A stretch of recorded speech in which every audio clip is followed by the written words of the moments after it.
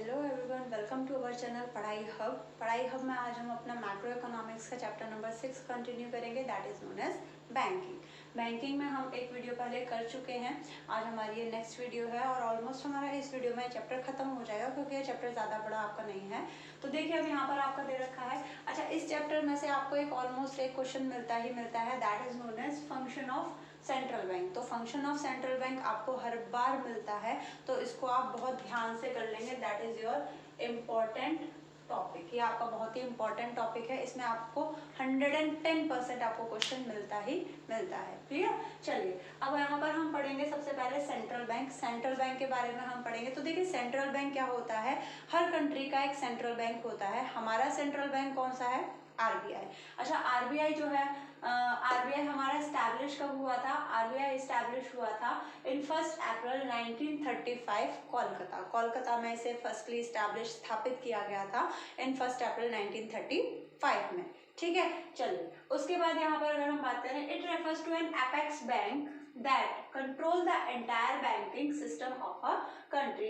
ये एक ऐसी बैंक है जो कंट्रोल करती है हमारे पूरे कंट्री के जितने भी बैंकिंग सिस्टम है। हमारी कंट्री में, इंडिया में जितने भी कमर्शियल बैंक है उन सबको कंट्रोल करना किसका काम है? सेंट्रल बैंक का काम होता है। और सेंट्रल बैंक कौन सी है? हमारी RBI, reserve bank of India.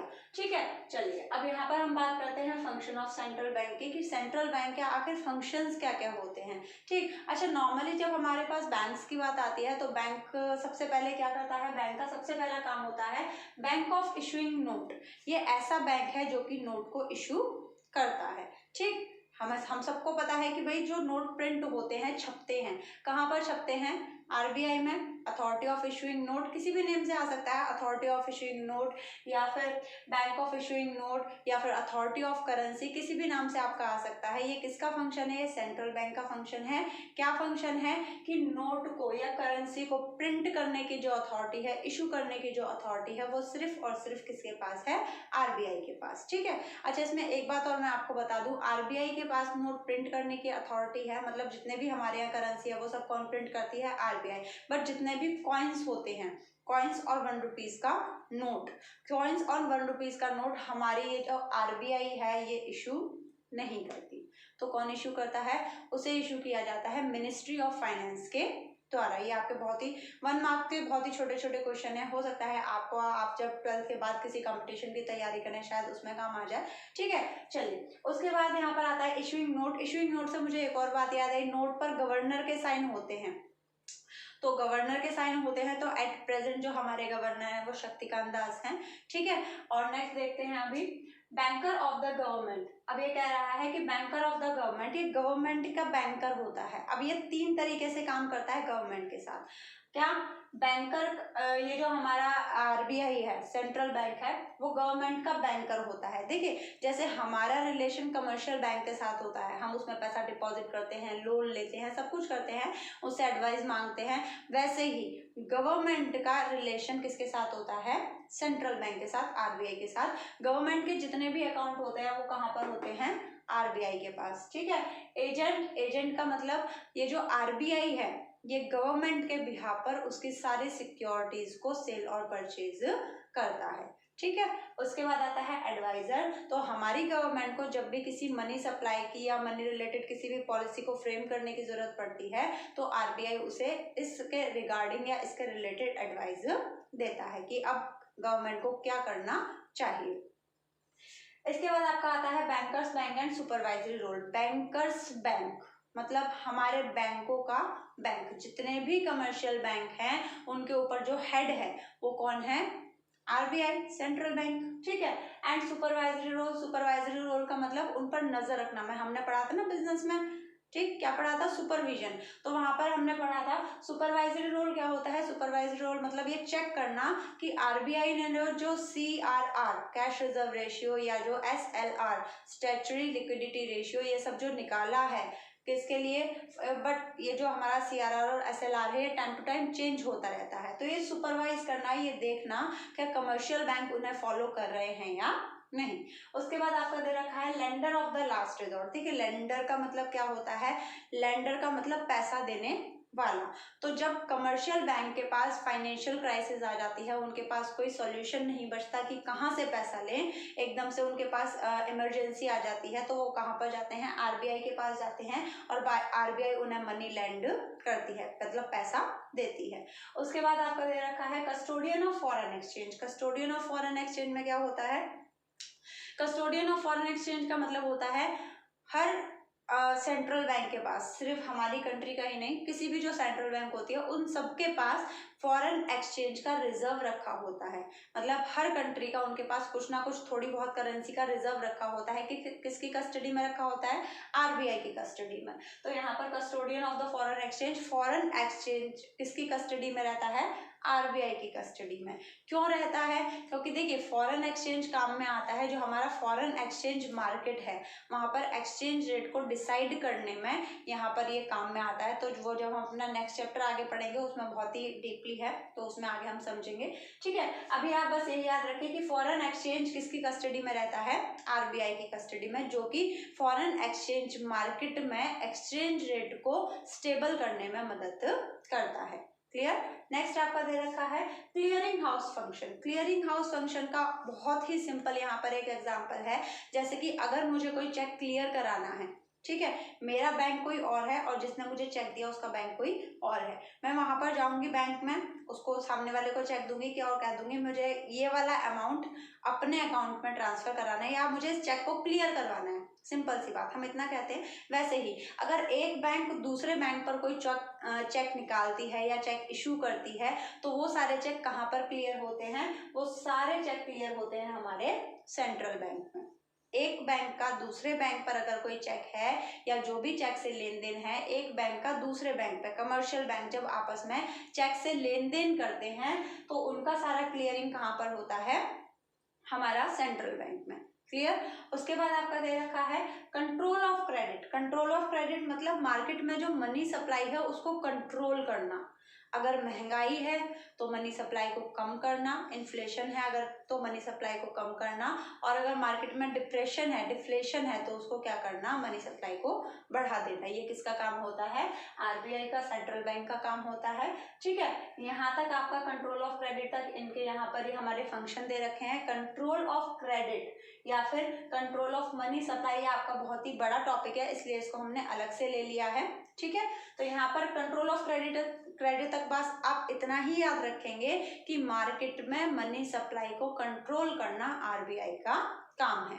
अगर इन्फ्लेशन है तो मनी सप्लाई को कम करना, और अगर डिफ्लेशन है तो मनी सप्लाई को बढ़ाना। क्लियर। चलिए अब फटाफट ये और देख लेते हैं कि आखिर मनी सप्लाई को आरबीआई कंट्रोल करती कैसे है, कि भाई जब महंगाई होती है या जब मंदी होती है तो आखिर आरबीआई ऐसा क्या करती है कि भाई वो मनी सप्लाई को एकदम से कंट्रोल कर लेती है, कम या ज्यादा कर लेती है। ठीक है, क्योंकि पूरे देश में मनी सप्लाई को कम या ज्यादा करना कोई छोटी बात नहीं है, तो ऐसा कैसे करती है आरबीआई।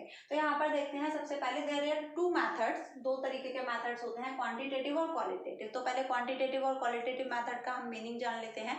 क्वांटिटेटिव मैथड में जो गवर्नमेंट है वो क्या करती है, हमारी इकोनॉमी में से अगर सपोज दो हमारी कंडीशन होती है, एक तो होती है इन्फ्लेशन और दूसरी होती है डिफ्लेशन। अगर इन्फ्लेशन है, महंगाई है, तो हमारी इकोनॉमी में से वो मनी का एक सम ऑफ अमाउंट, मतलब एक काफी सारा अमाउंट अपने पास उठाकर रख लेती है ताकि क्या हो जाए, इन्फ्लेशन कम हो जाए। और अगर डिफ्लेशन है तो वो सम ऑफ अमाउंट मार्केट में छोड़ देती है या मार्केट में उसे और इशू कर देती है। जबकि क्वालिटेटिव मार्केट में क्या होता है, क्वालिटेटिव मार्केट में जो आरबीआई है वो पैसे को हाथ नहीं लगाती, जितना पैसा मार्केट में है उतना ही पैसा मार्केट में रहता है, बस मार्केट में जो पैसा है उसके डायरेक्शन को चेंज कर दिया जाता है। जहां पर इन्फ्लेशन है वहां से मनी के फ्लो को चेंज करके जहां पर डिफ्लेशन है वहां पर पहुंचा दिया जाता है। कैसे किया जाता है फटाफट देखते हैं। सबसे पहले आपको दे रखा है बैंक रेट। अब बैंक रेट क्या होती है, बैंक रेट का मतलब होता है RBI lend money to bank. RBI जब बैंक को पैसा देती है, लोन नहीं पैसा देती है, क्योंकि लोन एक स्पेसिफिक पीरियड ऑफ टाइम के लिए होता है। आरबीआई जब lend money to bank, RBI जब बैंक को, कमर्शियल बैंक को पैसा देती है, तो भाई ऐसे ही क्या, अगर मैं आपसे कहूँ कि आपको कोई कमर्शियल बैंक पैसा ऐसे ही दे देगी, इंटरेस्ट लेगी ना, वैसे ही आरबीआई जब बैंक को, कमर्शियल बैंक को पैसा देती है तो उससे इंटरेस्ट लेती है। सिंपल सी बात। तो देखिए सिंपली अब यहाँ पर हम एक एक करके समझते जाएंगे, ठीक है। बैंक रेट क्या है यहाँ पर, बैंक रेट, अब दो कंडीशन होगी, इन्फ्लेशन और डिफ्लेशन। आरबीआई क्या करती है, इस रेट पर बैंक को पैसा देती है, ठीक है। अच्छा, आरबीआई ने अगर अपनी बैंक रेट बढ़ा दी, आरबीआई ने अगर अपनी बैंक रेट बढ़ा दी तो क्या बैंक पैसा ज्यादा लेगा या कम लेगा?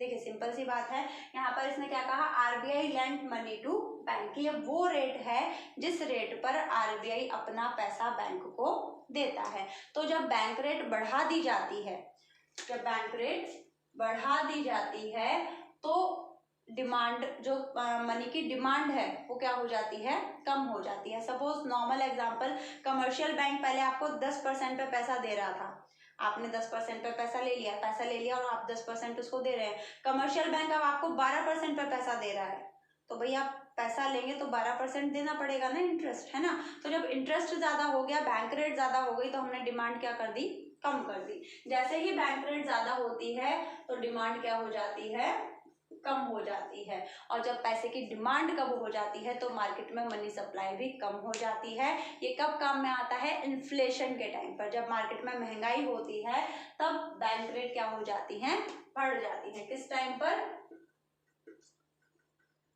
इन्फ्लेशन के टाइम पर। महंगाई होती है, गवर्नमेंट को अगर दिखता है कि मार्केट में बहुत महंगाई, हमारी इकोनॉमी में मनी सप्लाई ज्यादा हो गई है, महंगाई बहुत हो गई है, तो गवर्नमेंट अपनी बैंक रेट को बढ़ा देती है। जैसे ही बैंक रेट बढ़ाती है, मनी की जो डिमांड है वो क्या हो जाती है, कम हो जाती है। और मनी की डिमांड कम होते ही क्या हो जाता है, इन्फ्लेशन वाली कंडीशन कंट्रोल हो जाती है, क्योंकि मनी सप्लाई भी कम हो जाती है, ठीक है। वैसे ही जब डिफ्लेशन होता है, डिफ्लेशन में क्या होता है, बैंक रेट को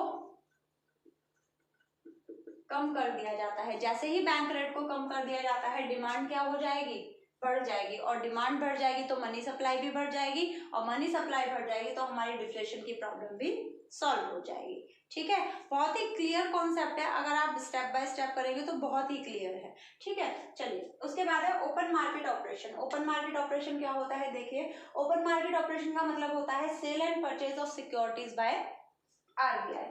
यहाँ पर क्या किया जा रहा है, sale and purchase of security. ये जो आरबीआई है ये गवर्नमेंट के बिहाफ पर, किसके बिहाफ पर, गवर्नमेंट के बिहाफ पर उसके सिक्योरिटीज को सेल या परचेज करती है। तो भाई परचेज कब करती है और सेल कब करती है। अच्छा, अगर मैं नॉर्मली आपसे एक बात पूछूं कि यहाँ पर जो आरबीआई जितनी भी ट्रांजेक्शन कर रही है गवर्नमेंट के बिहाफ पर कर रही है। अच्छा, यहाँ पर दो कंडीशन है, या तो इन्फ्लेशन या फिर डिफ्लेशन। तो वही बात करेंगे हम इन्फ्लेशन और डिफ्लेशन की।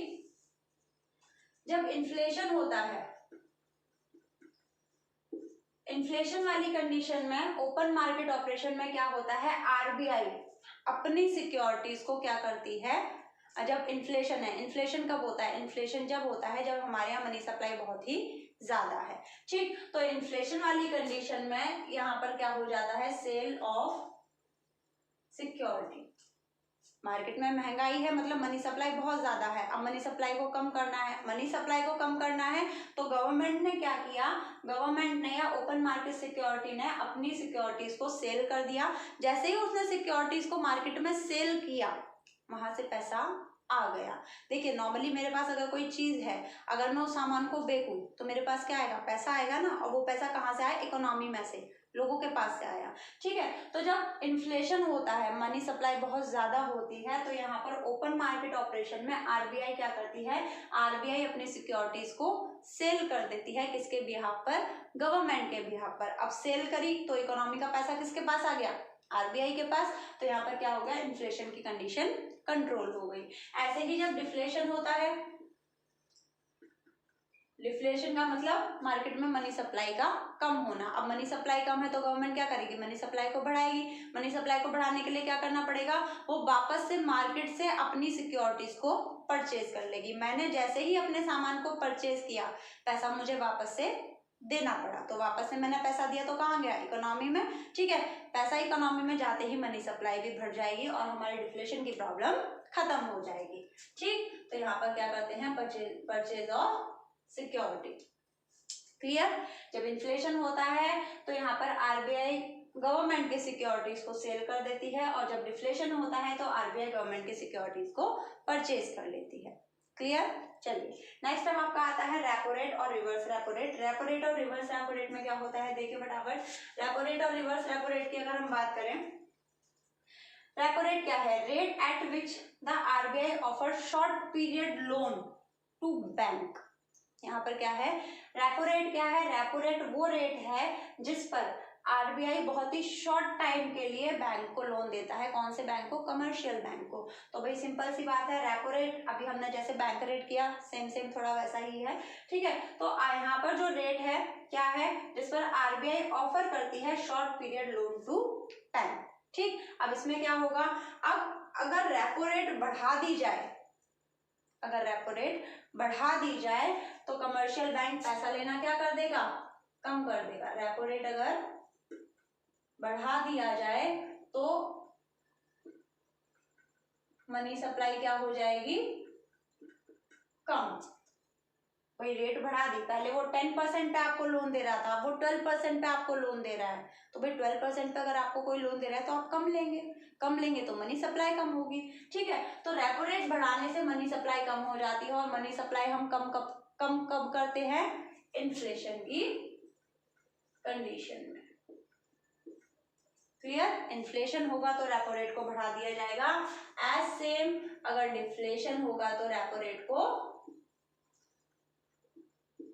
कम कर दिया जाएगा। जैसे ही रेपो रेट कम होगी मनी सप्लाई बढ़ जाएगी। पहले आपको लोन मिल रहा था 10% पे, अब आपको लोन मिल रहा है 5% पे। लोग ज्यादा पैसा लेंगे, ज्यादा लोन लेंगे तो मार्केट में क्या हो जाएगा, मनी सप्लाई बढ़ जाएगी, जिससे हमारी डिफ्लेशन की प्रॉब्लम खत्म हो जाएगी। क्लियर। चलिए उसके बाद है आपका reverse repo rate. Reverse repo rate में जस्ट इसका अपोजिट होता है। रिवर्स रेपो रेट होती क्या है, देखिए अभी हम आरबीआई से पैसा, जो कमर्शियल बैंक है वो आरबीआई से पैसा ले रही थी, अब क्या होगा, अब इसका अपोजिट कर दो, अब जो कमर्शियल बैंक है वो आरबीआई को पैसा देती है। हम कमर्शियल बैंक में पैसा डिपॉजिट करते हैं तो कमर्शियल बैंक हमें क्या देती है, इंटरेस्ट देती है, ठीक है। Same as reverse repo rate में होता है। Reverse repo rate, rate at which RBI accept deposit from bank. ये वो रेट है जिस पर जो आरबीआई है वो डिपॉजिट एक्सेप्ट करता है, किससे, कमर्शियल बैंक से। तो ऑब्वियस सी बात है, अगर रिवर्स रेपो रेट को बढ़ा दिया जाए तो लोग पैसा ज्यादा, मतलब बैंक पैसा ज्यादा डिपॉजिट करेगा और मनी सप्लाई क्या हो जाएगी, कम हो जाएगी। अगर यहाँ पर आपका reverse repo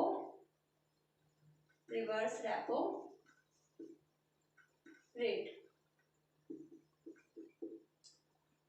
reverse repo rate अगर आपकी क्या हो जाएगी, ज्यादा हो जाएगी। अगर मुझे इंटरेस्ट ज्यादा मिलने लगे, सपोज मुझे इंटरेस्ट ज्यादा मिल रहा है, मतलब कमर्शियल बैंक को इंटरेस्ट ज्यादा मिल रहा है, तो हम पैसा ज्यादा डिपॉजिट करेंगे। पैसा ज्यादा डिपॉजिट करेंगे तो मनी सप्लाई क्या हो गई, कम हो गई। तो मनी सप्लाई क्या हो गई, मनी सप्लाई कम हो गई। और मनी सप्लाई कम कौन सी कंडीशन में होती है, मतलब कौन सी कंडीशन में करी जाती है, इन्फ्लेशन की कंडीशन में, क्योंकि इन्फ्लेशन की कंडीशन में मार्केट में ऑलरेडी मनी सप्लाई बहुत ही ज्यादा होती है। क्लियर। सपोज फटाफट अब से और नेक्स्ट करते हैं। रिवर्स रेपो रेट को क्या कर दिया जाएगा, रिवर्स रेपो रेट को अगर हम कम कर दें तो मनी सप्लाई क्या हो जाएगी, मनी सप्लाई बढ़ जाएगी। और ये वाली कंडीशन हमारी कब काम आएगी, डिफ्लेशन में। आई होप आपको समझ में आ रहा होगा, बहुत ही क्लियर है। अगर हम 1 बाय 1 इसको करेंगे तो बिल्कुल भी दिक्कत नहीं होगी आपको समझने में। रिवर्स रेपो रेट, बस आप ये बात याद रखिए कि आखिर ये है क्या, है ना। तो उसमें बस आपको ये करना, अगर इन्फ्लेशन है, मनी सप्लाई ज्यादा है तो मनी सप्लाई को कम करना है, और अगर डिफ्लेशन है, मनी सप्लाई कम है तो मनी सप्लाई को बढ़ाना है, सिंपल, ठीक है। चलिए उसके बाद सीआरआर। सीआरआर के बारे में देखिए, हम पहले भी पढ़ चुके हैं। सीआरआर क्या है, सीआरआर वो अमाउंट होता है कमर्शियल बैंक का जो एक मिनिमम अमाउंट जो कि आरबीआई के पास रखा जाता है। तो यहाँ पर हम पहले भी पढ़ चुके हैं, सीआरआर किसके द्वारा रखा जाता है, आरबीआई के द्वारा रखा जाता है, और सीआरआर डिसाइड भी आरबीआई के द्वारा ही किया जाता है। सीआरआर 10% होगा, 12% होगा, 15% होगा, ये सब आरबीआई डिसाइड करती है। चलिए तो सीआरआर, अब देखिए सिंपल सी बात है, पहले कमर्शियल बैंक के पास 100 रुपए थे, 100 में से अगर वो 10 दे रही थी तो 90 रुपीज उसके पास मनी सप्लाई थी। अब अगर गवर्नमेंट ने CRR बढ़ा दी तो मनी सप्लाई कम हो गई है, हम कल ही पढ़ चुके हैं। ठीक है, तो यहाँ पर इन्फ्लेशन वाली कंडीशन में यही हम कर लेते हैं। जब इन्फ्लेशन होती है,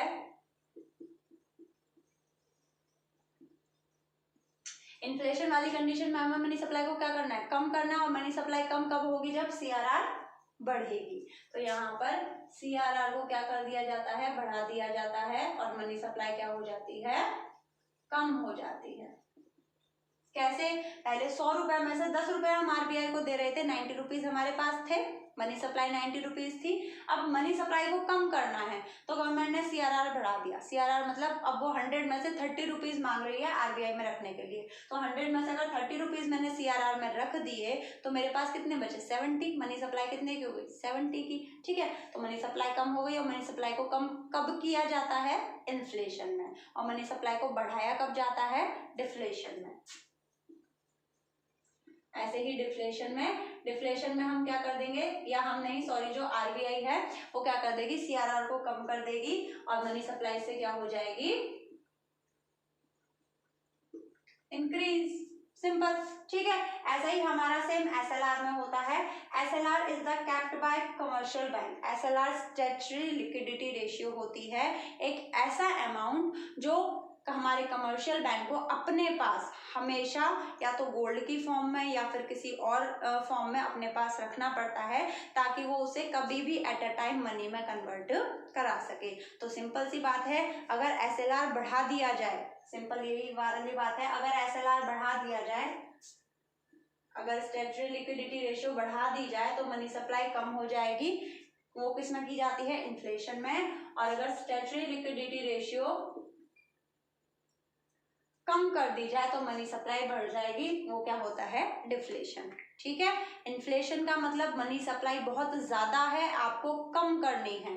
डिफ्लेशन का मतलब मनी सप्लाई बहुत कम है, आपको ज्यादा करनी है। क्लियर। चलिए फटाफट ये पढ़ लेते हैं। Qualitative method. क्वालिटेटिव मेथड में गवर्नमेंट पैसे को हाथ नहीं लगाती, सिर्फ उसका डायरेक्शन चेंज कर देती है। फटाफट देखते हैं। सबसे पहले मार्जिन रिक्वायरमेंट। अब मार्जिन रिक्वायरमेंट क्या होता है, सपोज पहले गवर्नमेंट आपको 1 लाख की सिक्योरिटी पर 80,000 रुपए दे रही थी, 1 लाख की सिक्योरिटीज पर 80,000। अब 1 लाख की सिक्योरिटी पर 80,000 में उसने मार्जिन अपना कितना रखा, 20,000। नॉर्मली सब पैसा ले लेंगे, कोई बात नहीं। ठीक है, अच्छा अब अगर गवर्नमेंट आपसे कहे कि वो आपको 1 लाख की सिक्योरिटी के बदले सिर्फ 50,000 रुपीज देगी, तो क्या आप लेंगे, नहीं देंगे, है ना।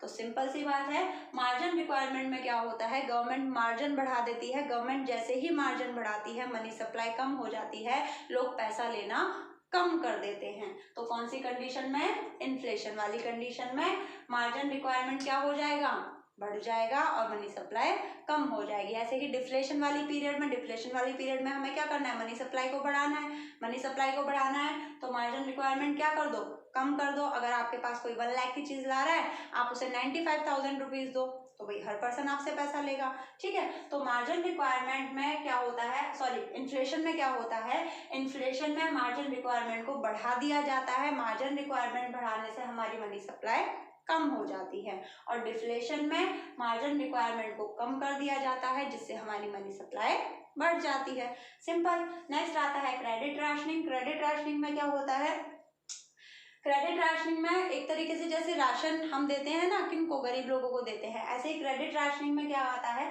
क्रेडिट राशनिंग में जो RBI है वो आपको बताती है या आपसे कहती है, आपको एक तरीके से अलॉट कर दिए जाते हैं सेक्टर्स, या फिर एक तरीके से अलॉट कर दी जाती हैं बिजनेस एक्टिविटीज। यहाँ पर कह दिया जाता है क्रेडिट राशनिंग में, अगर किसी भी बिजनेस एक्टिविटी में या किसी भी सेक्टर में इन्फ्लेशन है, महंगाई है, तो आप वहां पर पैसा नहीं देंगे। साफ मना कर दिया जाता है क्रेडिट, इसमें RBI से क्रेडिट राशनिंग का मतलब यहाँ पर आपसे साफ कहा जाता है कि बिजनेस एक्टिविटीज के अकॉर्डिंग आप पैसा देखेंगे। अगर वहां पर महंगाई है, इन्फ्लेशन है, तो आप वहां पर पैसा नहीं देंगे, क्योंकि वहां पर ऑलरेडी मनी सप्लाई बहुत ही ज्यादा है। ठीक है, उसके बाद अगर वहां पर डिफ्लेशन है तो आप वहां पर क्रेडिट राशनिंग करेंगे, आप वहां पर पैसा देंगे, क्योंकि वहां पर ऑलरेडी मनी की शॉर्टेज है। क्लियर। उसके बाद आपका आता है मॉरल सुजैन। मॉरल सुजैन में एडवाइस दी जाती है, एडवाइस दी जाती है मतलब आपको कि यहाँ पर आपको क्या करना है, इन्फ्लेशन वाली कंडीशन में क्या करना है, डिफ्लेशन वाली कंडीशन में क्या करना है। इस तरीके से जो हमारी आरबीआई है वो यहाँ सॉरी जो और भी हमारे जो आरबीआई है वो बाकी की कमर्शियल बैंक को क्या करती है, एडवाइस देती है, जिनको वो मानते हैं और उसी के अकॉर्डिंग काम करते हैं। ठीक है, इसके बाद अब आपका रह गया है, आई थिंक इस चैप्टर में आपका इतना ही था, ऑलमोस्ट सब खत्म हो चुका है, ऑलमोस्ट सब खत्म हो चुका है इसमें। ठीक है, चलिए तो आज हमारा ये चैप्टर आपका जो मैक्रो इकोनॉमिक्स का चैप्टर नंबर 6 है that is known as banking, ये हमारा खत्म हो चुका है। So this is it for today, thank you. अगर आपको कोई भी प्रॉब्लम्स है या कोई भी कंफ्यूजन है तो आप कमेंट बॉक्स में जाकर लिख सकते हैं and please like, comment and share and subscribe my channel. Thank you, this is it for today.